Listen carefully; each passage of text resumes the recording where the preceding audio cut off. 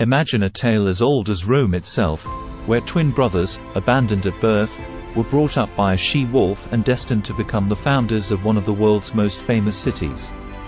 This story, steeped in ancient lore and mythology, recounts the remarkable lives of Romulus and Remus. This is Rome Revisited. Join us as we explore the ancient Roman Empire, from Romulus to Constantine XI. These twin brothers were no ordinary children, born in the city of Alba Longa to their mother Rhea Silvia, a vestal virgin. Their tale is one of epic proportions, echoing through the annals of history, as compelling today as it was in the days of yore. Their birth was not celebrated with joy, but marred by fear and trepidation. Their uncle, King Amulius, viewed their existence not as a blessing but a threat. He saw in them potential rivals for his throne, something he could not countenance. Thus, in a tragic turn of events, the brothers were cruelly abandoned, left to the mercy of the elements and the wild.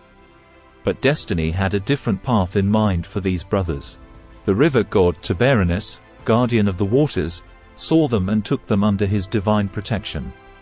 He saved them from certain death, and in an act of benevolent intervention, delivered them safely to the care of a shepherd named Faustulus. Faustulus was a simple man, living a humble life tending to his flock. Despite his modest means, he had a heart full of kindness and compassion. When he found the twin infants, he did not hesitate to take them into his home and raise them as his own. He named them Romulus and Remus, and under his nurturing care, the brothers grew strong and brave. As grown individuals, the brothers ascended to positions of influence and aspired to reinstate their venerable patriarch, Numitor, to his rightful position of power. This determination, born out of a strong sense of justice and familial pride, was a defining aspect of their characters. As they grew older, they discovered their true heritage and decided to honor this by founding a new city. This city would go on to become one of the greatest in the world, known today as Rome.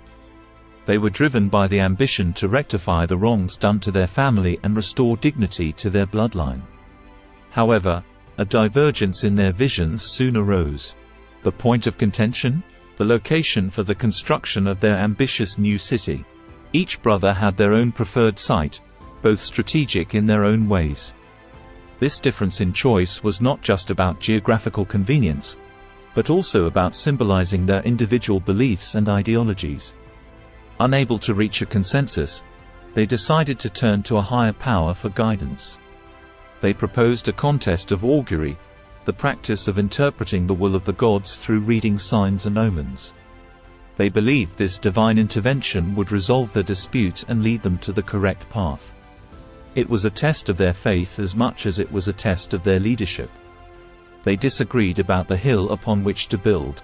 Romulus preferred the Palatine Hill, while Remus preferred the Aventine Hill. They departed to their respective hills to await the word of the gods.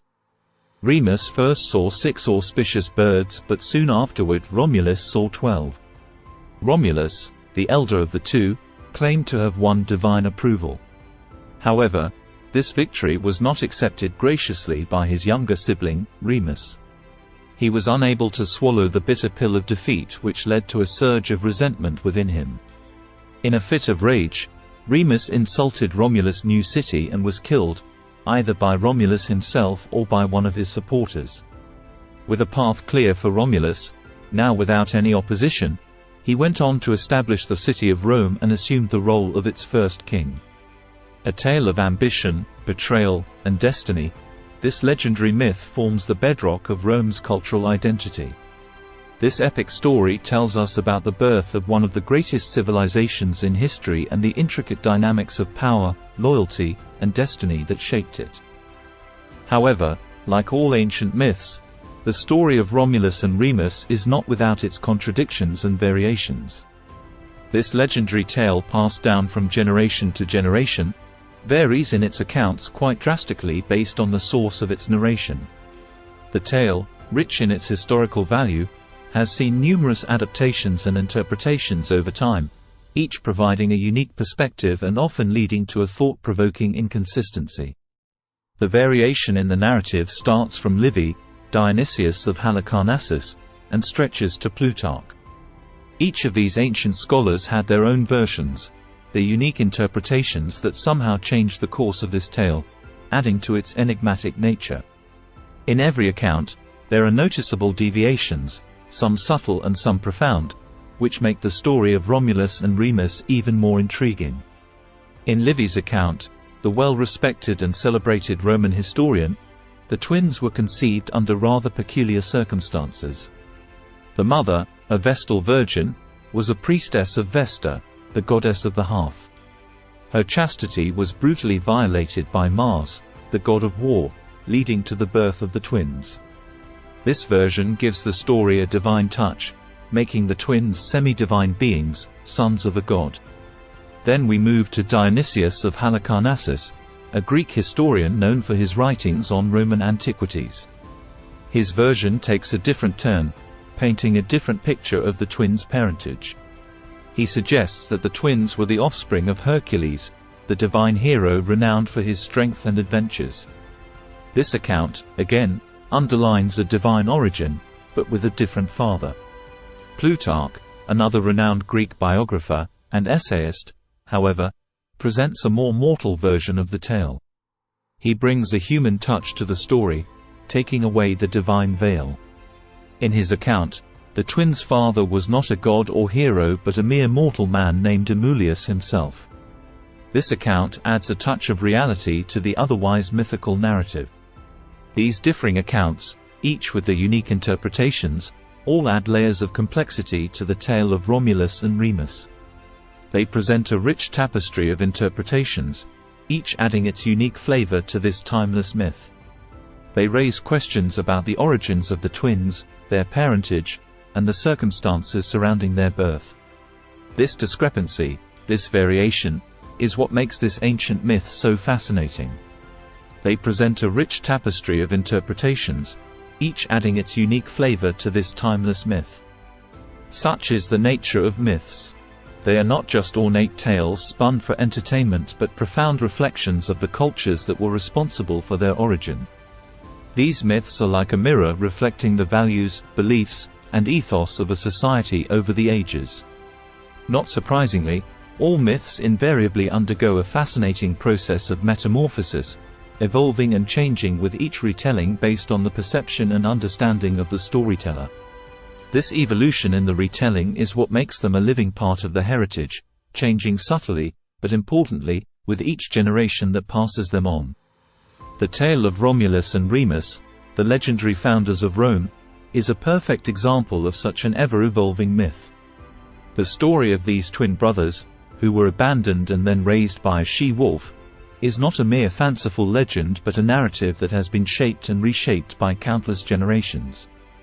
As the story goes, Romulus and Remus, after being nurtured by the she-wolf, grew up to build the city where Rome stands today. However, their story is far from being a simple myth.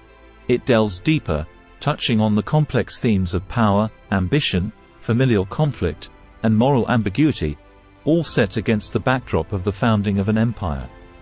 This makes the story of Romulus and Remus more than a mere tale of twin brothers. It is a narrative that speaks of the struggles and aspirations of a civilization on the threshold of greatness. Furthermore, this legend holds an enduring appeal because it encapsulates the human condition in all its complexity. It grapples with the universal themes of power and ambition, the bonds of brotherhood, and the consequences of rivalry and the hunger for supremacy. It portrays the bloom of a civilization, the rise, and the inevitable conflicts that accompany power and ambition. So, this tale, over time, has become much more than a myth. It has evolved to be an integral part of the cultural identity of Rome and the people associated with it.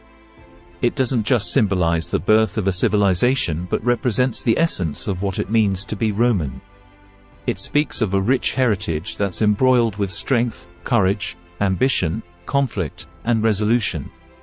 In the end, the story of Romulus and Remus transcends the boundaries of mere myth and enters the realm of cultural identity.